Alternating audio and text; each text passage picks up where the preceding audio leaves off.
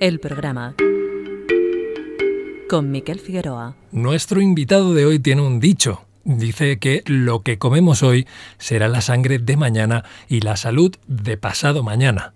Por eso está convencido de que es vital elegir bien nuestros alimentos. Y para elegir bien debemos conocer, entre otras cosas, todas esas sustancias con las que la industria adereza actualmente nuestros alimentos, muchas de estas sustancias sospechosas y otras tantas ya conocidamente perjudiciales para nuestra salud.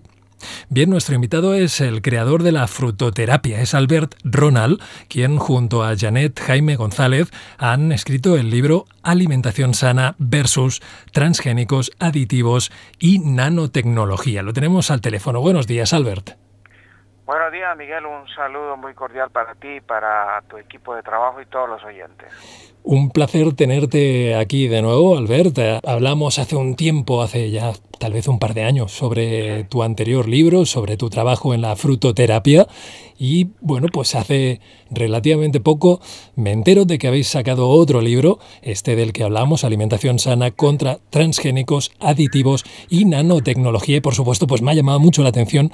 Para comenzar, quiero retrotraerme a la semana pasada cuando hablamos, para concertar la entrevista, hablábamos precisamente del tema de cómo se nos está complicando la alimentación, un placer tan grande y además una necesidad, por supuesto, alimentarnos, y cómo nos lo están poniendo de difícil con todas estas sustancias con las que aderezan, por decirlo de alguna manera, nuestros alimentos. Una manzana, por ejemplo, con lo buena que es la manzana y que de repente ya no podamos comérnosla tranquilos porque le echan productos que las vuelven tóxicas, ¿verdad, Albert? Esto ya clama al cielo. Sí, definitivamente el problema de la alimentación en el planeta es complicadísima, Miguel. Primero porque el abuso con los agrotóxicos, el uso y el abuso de los agrotóxicos, pues hace que los alimentos tengan estos problemas.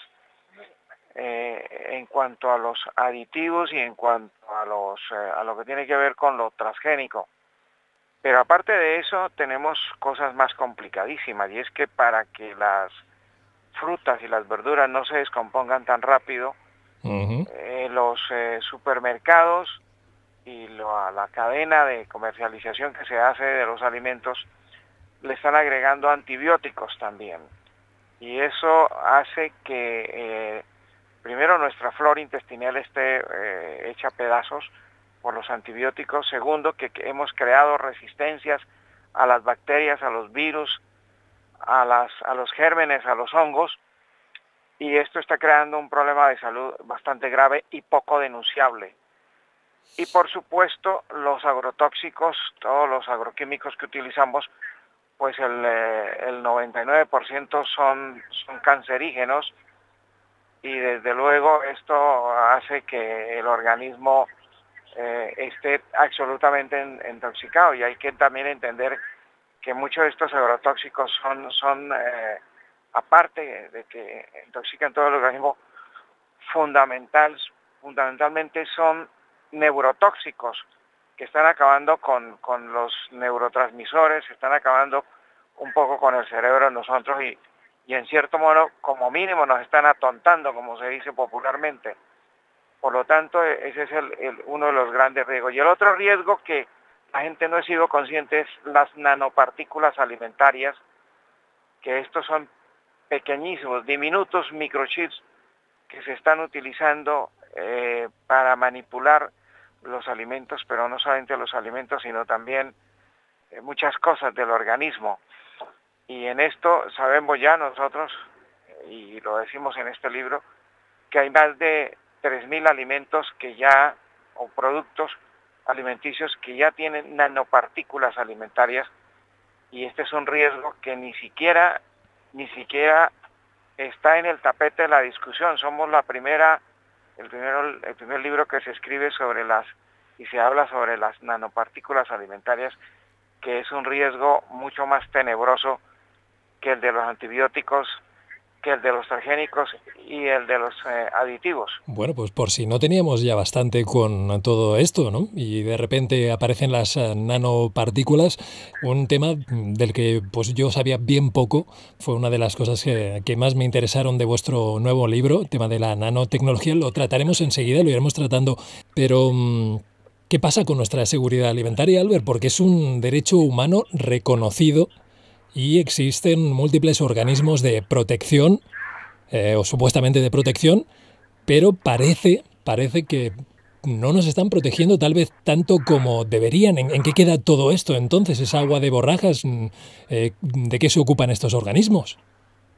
Pues una de las inquietudes que nosotros tenemos como investigadores, como científicos y además como ecologistas, es que entidades tan serias y tan responsables como era la FDA, que es la Oficina de Controles de Alimentos y Medicamentos de Estados Unidos, no lo está haciendo. La Oficina de Seguridad Alimentaria Europea tampoco, y mucho menos la Oficina de Seguridad Alimentaria de España, para hablar de cosas ya muy nuestras, muy locales. No lo sabemos por qué. Intuimos que los lobbies de las empresas, de los sectores implicados en la alimentación, como es la agricultura, todo lo que rodea la industria, y luego la industria alimenticia de procesados, pues menos les interesa. Entonces, los lobbies que se están manejando tienen demasiado dinero y demasiado poder, y creo que esto es lo que hace que los funcionarios y la gente que está en estas oficinas de seguridad alimentaria, pues estos lobbies están haciendo un trabajo verdaderamente eficientes para ellos, pero muy malo para nosotros los consumidores. Eso parece. Y la cosa tiende o parece tender a empeorar en tanto en cuanto existen sobre la mesa, bueno, en caso del CETA ya aprobado, pues estos tratados de libre comercio con Canadá, con Estados Unidos, con otras también con otras naciones. Y en el caso de estos dos, el tratado con Estados Unidos y con Canadá, que nos equipararían en materia de protección al consumidor con estos lugares que tienen, digamos, pues una permisividad mayor que la que tenemos actualmente aquí en España o en Europa, ¿no? Sí, es cierto. Y además en la Carta Mundial y en los derechos humanos, uno de los derechos consagrados está en la salud y en la alimentación.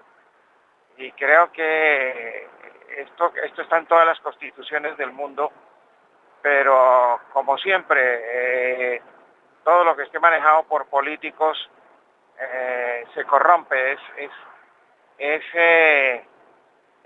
la contaminación que da todo lo que tocan los políticos, eso por un lado. Y por otro lado, el ánimo de querer hacer dinero, que en este planeta importa primero el dinero que la vida de los seres humanos o de los seres vivos.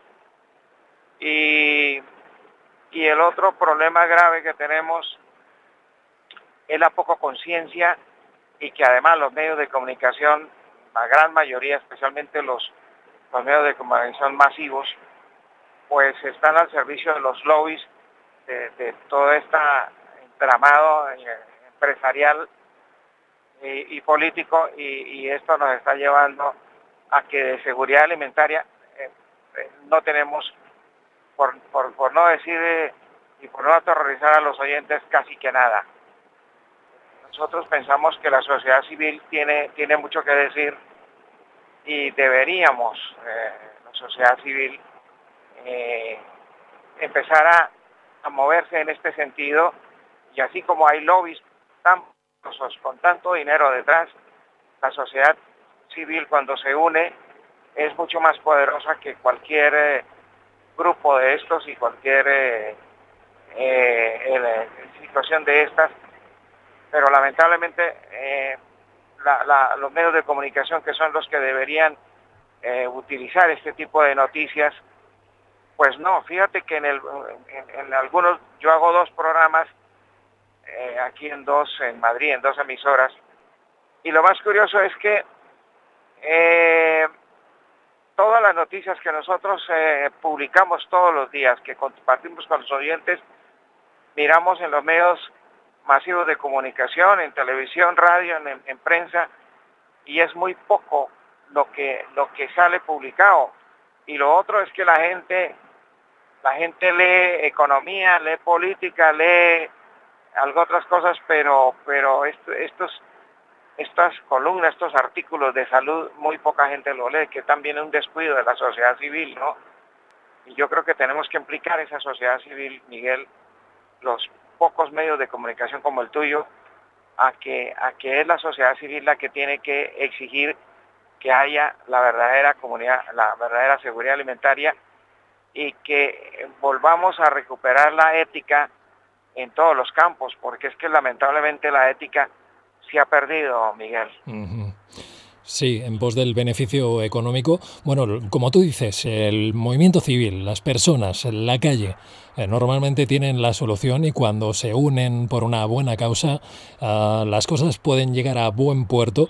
El otro día hablábamos con una representante de la campaña de No al TTIP y me decía que no todo está perdido, aunque avanzan estos tratados poco a poco, aunque no se ha querido informar demasiado a la población, parece ser, la gente se ha ido enterando de qué va exactamente la cosa y que este tipo de campañas pues surgen efecto y al final paralizan este tipo de proyectos o los suavizan en el peor de los casos. Veremos a ver cómo avanza la cosa. Vamos a hablar de transgénicos, un tema del que quien más quien menos ya vamos sabiendo, ya no es una tecnología que nos queda tan lejos, se ha ido instalando, digamos, en nuestros supermercados también. Veremos, ahora te preguntaré por el caso de España, pero bueno, también hay un debate. Hay quien dice que esto es un adelanto, esto de los transgénicos, es decir, poder modificar cualidades de semillas, pues no es tan malo, puede hacerla resistente a las sequías, puede variar su sabor. ¿Cuál es el problema entonces con los transgénicos, Albert? Bueno, los transgénicos es un negocio que empezó hace 23 años y que les ha dado un buen resultado. Eso que tú comentabas de que puede ayudar a las sequías, eso es falso, porque los alimentos transgénicos, los productos transgénicos, los cultivos transgénicos, en algunos casos necesitan más agua que los cultivos con especies nativas y originales, por un lado, y por otro lado necesitan más tóxicos, más agroquímicos, porque al hacer la manipulación genética, el sistema inmune de la semilla y de la planta queda más debilitado y por lo tanto tiene que estar más protegido, por lo tanto se usan más agrotóxicos, tiene que usarse más fertilizantes y se tiene que usar más cantidad de agua. O sea, que esa teoría es la teoría de los defensores que han utilizado esa teoría para tratar de vender el producto y vendernos la moto, pero es totalmente falsa y en los 23 años de transgénicos se ha demostrado que el planeta se ha desertificado, donde se ha cultivado y donde se cultiva, se hace agricultura transgénica, lo único que ha quedado es tierra rasa. Hay un ejemplo muy típico en la Argentina, en la Patagonia, donde estaban las tierras más fértiles del planeta, donde la capa vegetal era tan profunda que en algunos sitios tenían hasta 3 metros de profundidad la capa vegetal. Y en estos sitios se empezó a sembrar soja hace muchos años, con el boom de la soja, y se demostró con la soja transgénica que después de 5 años, 10 años, esas tierras han quedado como si hubiera pasado un incendio de grandes magnitudes y no lo hubieran apagado nunca, y la tierra ha quedado totalmente quemada y totalmente árida. Y luego, la cantidad de agua que se ha utilizado para estos cultivos, pues tenemos el problema de los acuíferos. Ahora, la contaminación de los acuíferos por la cantidad de agrotóxicos que tienen que agregar a los cultivos transgénicos, pues lamentablemente es más contaminado. Tenemos las aguas más contaminadas, las aguas subterráneas. y desde luego la pérdida de masa forestal que tenemos por el gran negocio que se dio y se está dando con los cultivos transgénicos, pues lamentablemente, por eso decimos que la tierra se ha desertificado en estos 23 años, ha aumentado la desertificación o se ha disparado casi que en un 25%. Hay dos aspectos en la agricultura que está haciendo mucho daño al planeta Tierra. Por un lado, la ganadería extensiva y por otro lado, los cultivos transgénicos. Y eso es algo que se sabe, que lo decimos por pasivo y por activo. Lamentablemente hay grupos que se han dejado convencer.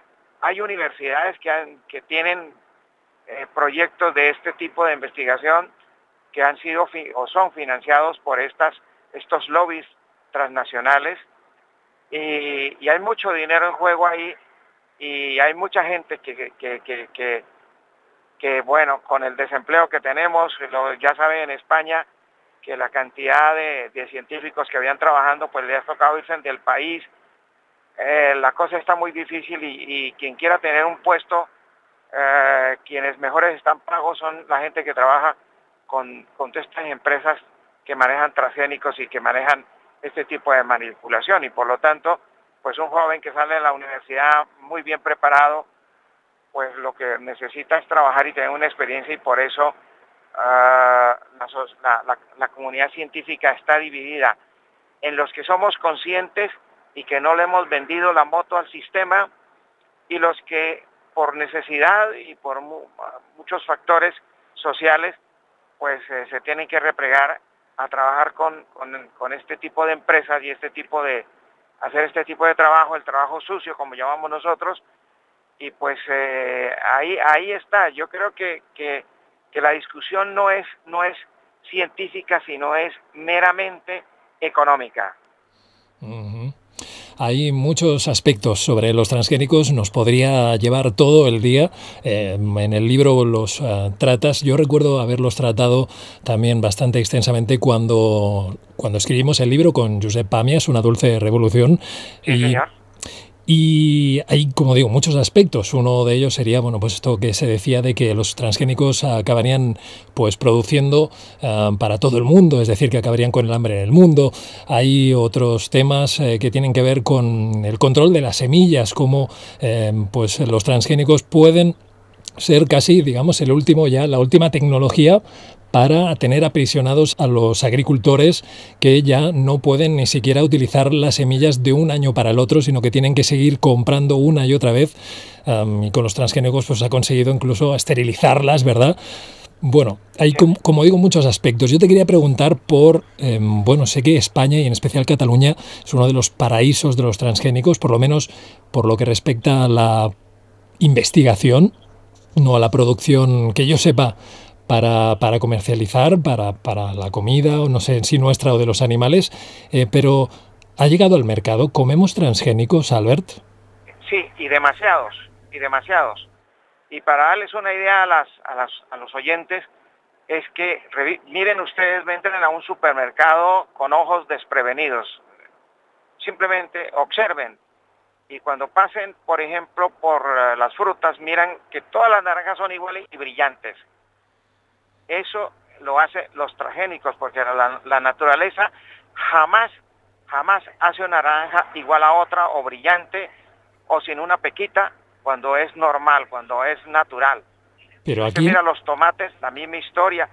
Y si usted mira las verduras, va a notar que son más grandes, las hojas son más brillantes, y todas se parecen, porque es lo transgénico realmente es lo que nosotros llamamos comida a la carta, y de una manera sin mirar qué es lo que estamos comiendo. Ese es el gran problema. Entonces, los alimentos transgénicos cada día modificados genéticamente, sin nada más lo que acaba de entrar, que son las nanopartículas alimentarias. Ya hay 3.000 productos con estas nanopartículas pues con transgénicos debemos estar comiendo alrededor de unos 10.000 productos que son transgénicos. Yo quería saber el tema de las naranjas, porque es lo que tenía entendido, que los transgénicos sí que se puede producir cierto tipo de maíz, pero algo como las naranjas aquí en España ¿no? Sí, las naranjas, las frutas son las más sensibles. Hay alimentos que los han tomado sectores de alimentos que son muy sensibles, como son las frutas, los cereales y las leguminosas, como la soja, como por ejemplo, bueno, el trigo, la cebada, la avena, el maíz, son productos que están muy transgénicos. Pero también hay una cosa soterrada que son los híbridos en laboratorio, que se dicen híbridos en laboratorio y que no se mencionan como transgénicos. Y los híbridos de laboratorio tiene la misma manipulación y muy parecida inclusive a lo que tienen los transgénicos. Y luego los clonados, que es otra manera de hacer transgénicos, que eso también con eso también a la gente la han engañado, ¿no? O nos tratan de engañar. Así es que el único híbrido aceptado es el híbrido tradicional que hacían nuestros campesinos, muy artesanal, pero los híbridos en laboratorio es una especie de transgénicos.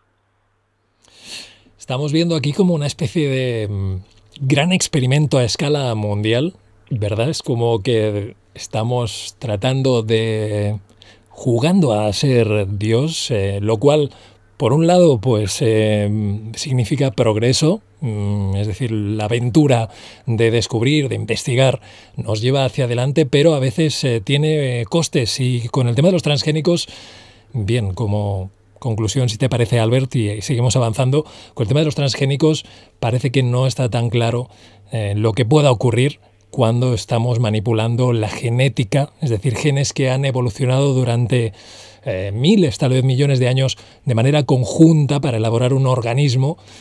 Cuando de repente uno interfiere ahí, no sabemos cómo puede llegar a cambiar la cosa, desestabilizarse, y si esto puede traernos más problemas. Claro que sí, la naturaleza nos está pasando factura, y además para mí los transgénicos y el trabajo que se está haciendo en ese sentido no es un adelanto, sino un verdadero atraso y una verdadera plaga terrible. Esto es peor que las 7 plagas de Egipto. Bueno, pues vamos entonces por no sé, si es incluso una vuelta de tuerca más, algo incluso peor. La ingeniería genética ha ido más allá, como decíamos al principio, más allá de esta manipulación de genes, dando lugar a la nanotecnología. ¿Qué son estos productos, nanoproductos alimenticios, Albert? Bueno, en la nanotecnología como tal, en la parte que tiene que ver en lo que constituye el avance científico con medicamentos y con productos hospitalarios y saludables, ha habido verdaderos avances, y ahí no podemos decir que la nanotecnología no sirve. El problema fue cuando los nanotecnologistas se metieron a hacer nanopartículas alimentarias, porque es que las nanopartículas alimentarias no tienen ningún papel real, igual que los transgénicos en los alimentos.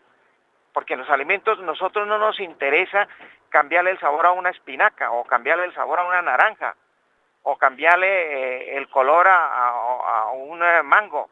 Eso no nos interesa como seres humanos que comemos eso y que es lo natural, y que eso conservan la sustancia, los colores y los sabores conservan las sustancias. Es decir, eso es la locura.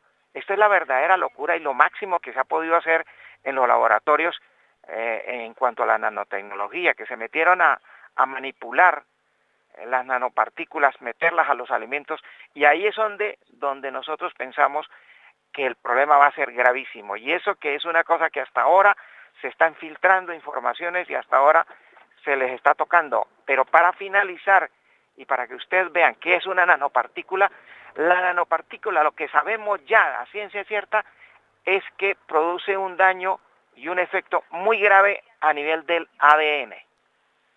Afecta nuestro ADN cuando Exactamente, la ingerimos.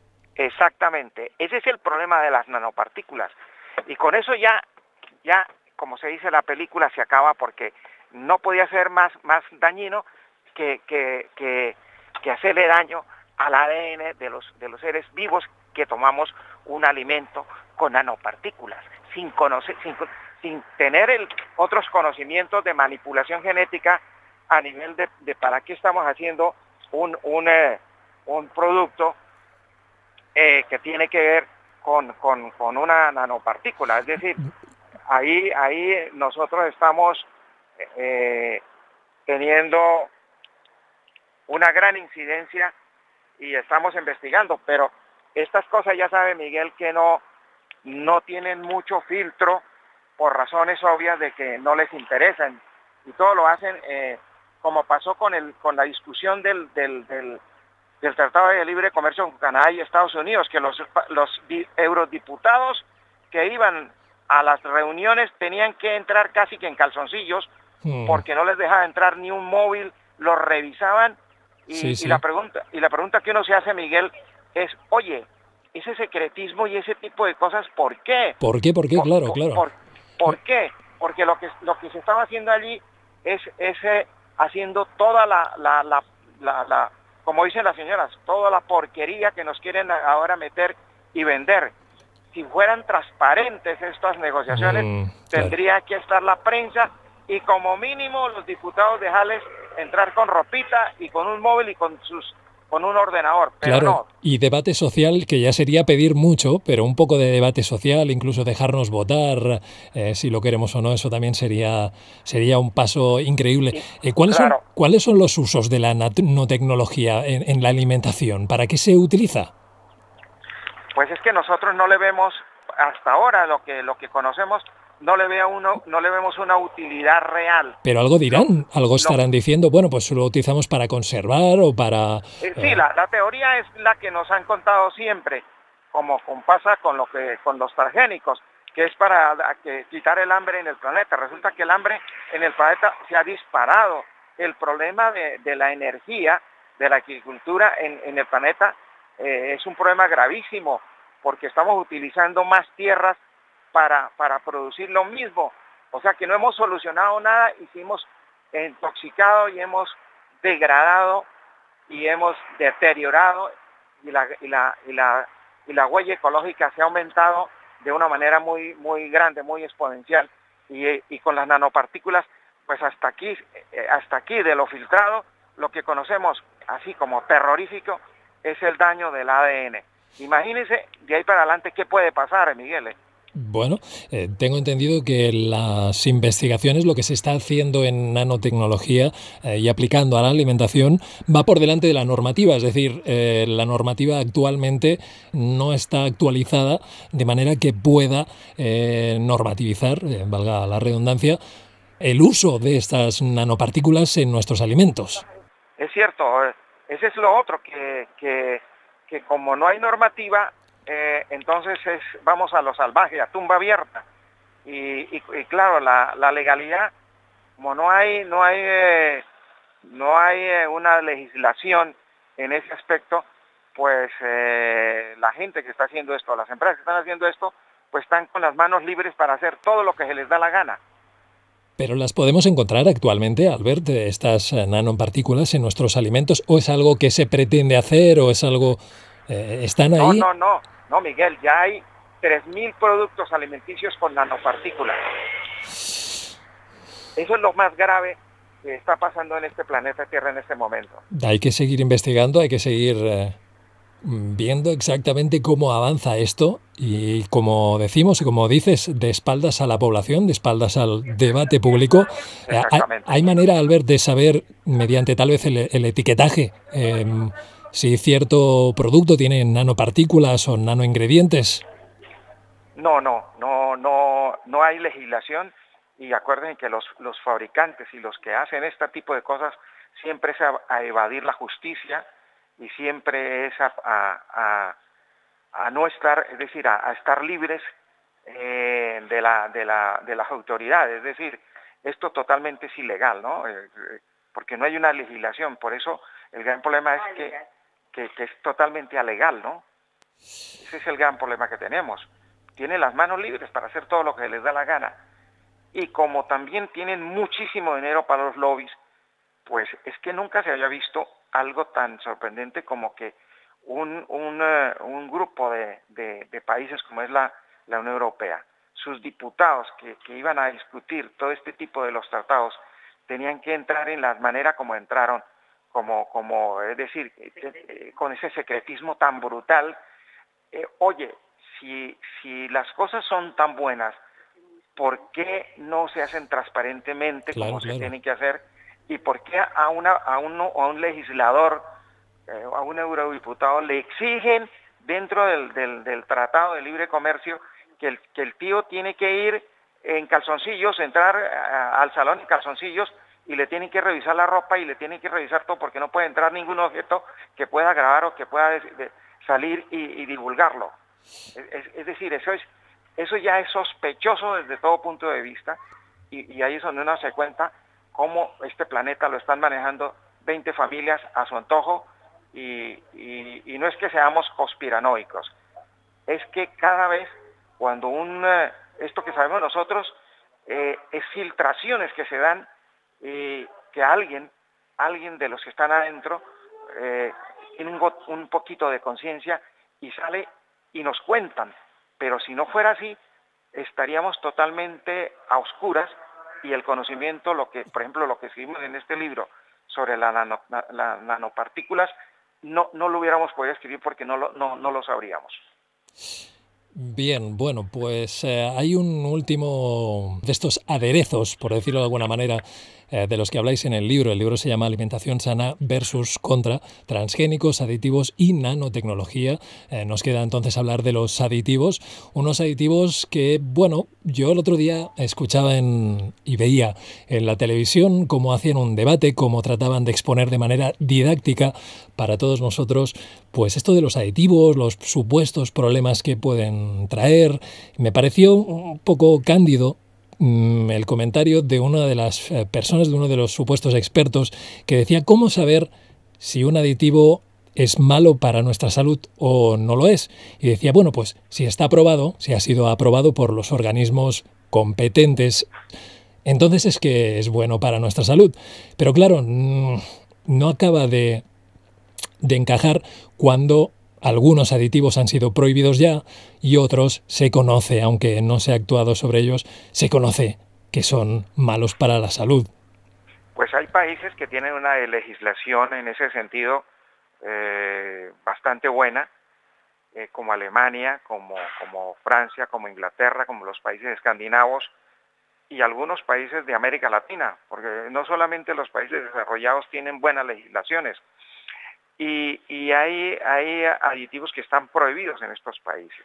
Pero hay otros países donde la corrupción, es que yo pienso que la corrupción no solamente está en las obras públicas, en meterle mano a la caja del Estado, que es el dinero de todos, sino donde está la mayor corruptela es cómo se compran conciencias con dinero, y las conciencias de estas personas pues son los legisladores, porque quien hace las leyes son los legisladores, es decir, son los diputados, son los senadores, y estos son los que están más untados de cómo están vendiendo ya no la patria, sino están vendiendo la vida a precios además irrisorios, porque estas transnacionales y estas empresas que tienen tanto dinero, pues son capaces de callarle la boca a cualquiera. Y es más, es tan complicado que hasta estados que tienen derechos a estos, pues es que tienen que cambiar los regímenes, tienen que cambiar la legislación.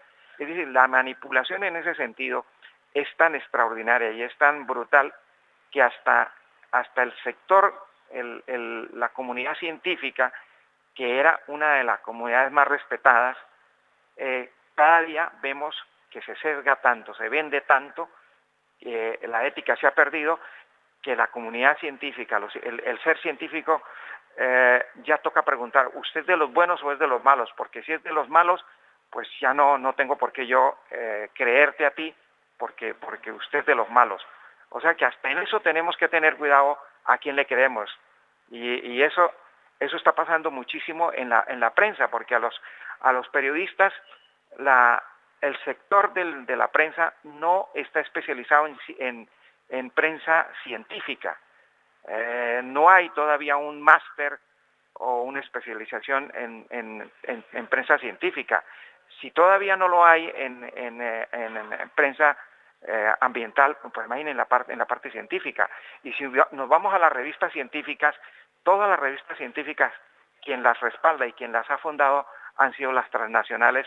En el caso de las científicas, pues transnacionales farmacéuticas, y en el caso de la agricultura, pues grandes transnacionales alimentarias o que tienen intereses en el sector agrícola. Por lo tanto, la sociedad civil está tremendamente desprotegida en esos campos. Desprotegidos además, cuando uno observa, se entera de cómo le están protegiendo, entre comillas, con esto, por ejemplo, de los aditivos. Decís en el libro que en el reglamento español se considera que la toxicidad reside en la cantidad y no en la sustancia. Hay entonces un baremo que se llama la ingesta diaria admisible, que es la cantidad de una sustancia que se ha establecido como la segura para poder comer. Si tomas hasta esta cantidad, pues puedes hacerlo. Pero claro, esto es una cosa un poco débil, por decirlo suave, porque absolutamente débil. No trata, digamos, toda la batería de sustancias que tomamos. Es decir, toma cada sustancia por separado, sin tener en cuenta que puede entrar, digamos, en mezclas peligrosas con otras sustancias, y tampoco hace estudios, digamos, a largo plazo. Es decir, pues eso, la acumulación, el gran problema de las sustancias, y por eso te digo que han metido la mano científicos y la gente, los asesores que han tenido para hacer estas legislaciones, han metido la mano de una manera torticera y no han mirado la concentración que se va dando. Es decir, X cantidad para arriba o para abajo puede ser o beneficiosa o maligna. Y en las cantidades no se mira la acumulación. Y si no se mira la acumulación, mucho menos se va a mirar algo más peligroso, que son las mezclas. Las incompatibilidades y las mezclas en la química son absolutamente nefastas.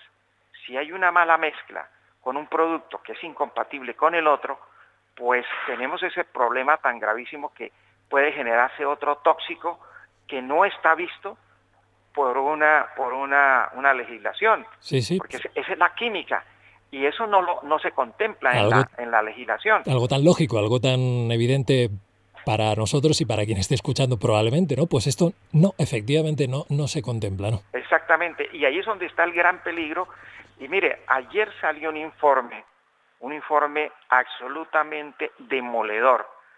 Lo hizo la Organización Mundial de la Salud, donde se hablaba que el problema de los antibióticos, el consumo de los antibióticos en el planeta está produciendo tal problema de salud, y el campeón en uso de antibióticos en los animales de consumo es España en el mundo, 6 veces más que cualquier otro país. Y lo grave es que esto es lo que está produciendo la resistencia, y la Organización Mundial de la Salud hace un llamado, porque ya no nos quedan sino muy pocas sustancias para producir antibióticos potentes para atacar estas bacterias que están siendo cada día más resistentes, y que ya el año pasado aquí en España murieron 2.500 personas por estas bacterias que no se pueden manejar con ningún tipo de antibiótico. En este momento hay 12 bacterias reconocidas ya que ningún antibiótico hecho en el planeta Tierra puede atacar estas bacterias, y por lo tanto, imagínense donde estas bacterias empiecen a hacer una escala de contaminación, ¿qué va a pasar? La manipulación, ¿cómo va a estar? ¿Cómo va a ser el problema de los antibióticos? Si el gran problema, como mismo lo menciona en este informe, es que estamos consumiendo 6 veces en España, 6 veces más de lo que se usan los antibióticos en los animales, en la ganadería, que estamos consumiendo. Y el problema es que esos antibióticos en la parte residual que queda, y que esa carne o esos huevos nos los comemos nosotros, pues es entre el 20 y hasta el 30%. Este informe es verdaderamente demoledor y lo está produciendo como el año pasado, que por fin la OMS se mojó con el problema de las carnes rojas y con los problemas de los embutidos, los enlatados, y inclusive en el informe que también se había publicado el año pasado sobre los carbohidratos. Sí. Y se habló de ya conocemos, y al menos se hablan de los carbohidratos buenos y de los carbohidratos malos. Y ya se habló de la carne, y ya se habló de los embutidos, de los enlatados. Ahora, el informe más demoledor es este de los antibióticos en la ganadería, sin contar los antibióticos en la agricultura, que eso ni siquiera se ha mencionado. Creo que yo soy el primero que estoy mencionando esto gracias a un estudio que se ha hecho y que está corriendo dentro del grupo de los científicos alternativos que estamos trabajando con el ánimo de ayudar a que este planeta vaya mejor de lo que va. Bien, y que de eso se trata, y por eso estamos hablando al fin y al cabo, para intentar informar de que existen una serie de tecnologías que se están aplicando, pero también que existe una parte buena, porque nos hemos centrado evidentemente en esta parte más oscura en la entrevista, pero el libro se llama Alimentación sana contra versus transgénicos aditivos y nanotecnología, es decir, hay una alimentación sana. Al final apuntáis a una solución, no apoyar a esta industria alimentaria y, por el contrario, adquirir alimentos como orgánicos y frescos, supongo, ¿no? Y sobre todo orgánicos y ecológicos y frescos, naturalmente. Pero mira que la industria, y aquí voy a echarles un cable a la industria alimenticia. Ya inclusive ayer estuvimos en unas reuniones, yo últimamente la paso en congresos, en conferencias, por el trabajo que hacemos. Nos enteramos, por ejemplo, que ya se están utilizando en algunos productos procesados, se están utilizando investigaciones que se han hecho para poder hacer alimentación sana a través también de los procesados. Es decir, se habla que el pan es el producto con más sustancias aditivas, pero es que también ahora hay panaderías que son de pan ecológico orgánico, donde te están haciendo una liudez de pan como en la antigüedad, que se amasaba el pan y se dejaba 2 días liudando, y que se utilizaba la levadura madre, no la levadura química que se está utilizando, y que el proceso de liudez que se le está dando al pan en la industria panificadora de 2-3 horas, pues estas panaderías lo están haciendo como se debería hacer, como debe ser, que son 2 días de liuda, y además usando granos no transgénicos,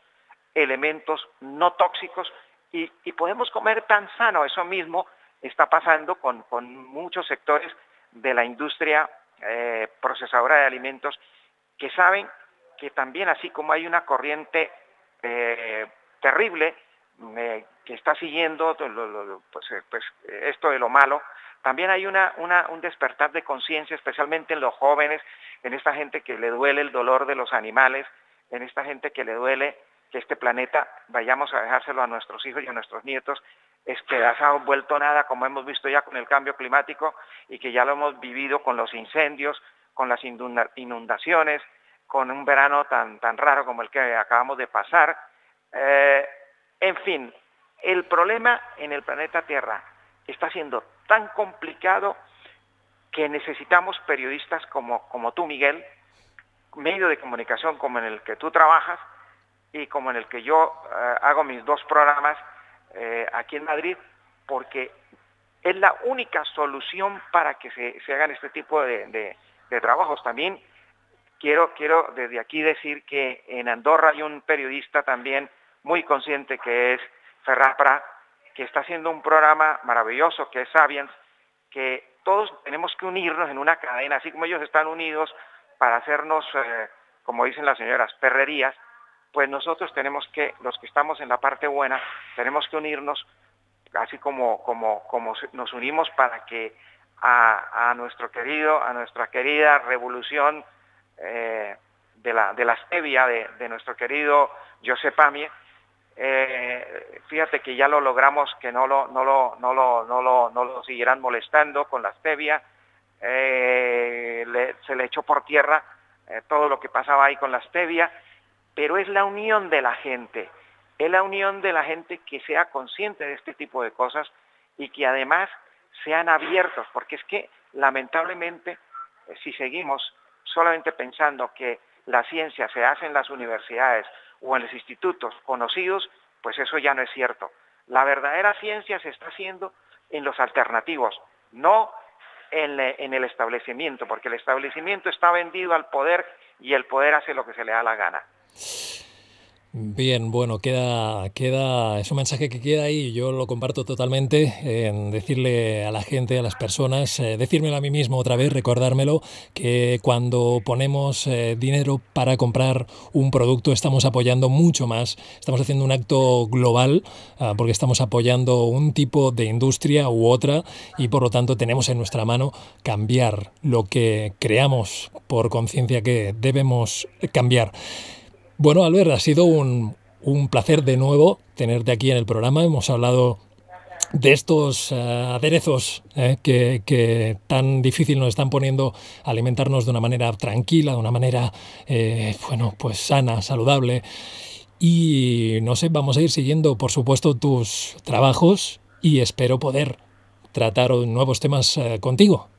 Por supuesto que sí, ya sabes que contigo, que haces el periodismo serio, el periodismo alternativo, pues estamos abiertos a que cada vez que nos llame o que necesite nuestro humilde conocimiento, ahí lo ponemos a tu servicio y a tus oyentes también.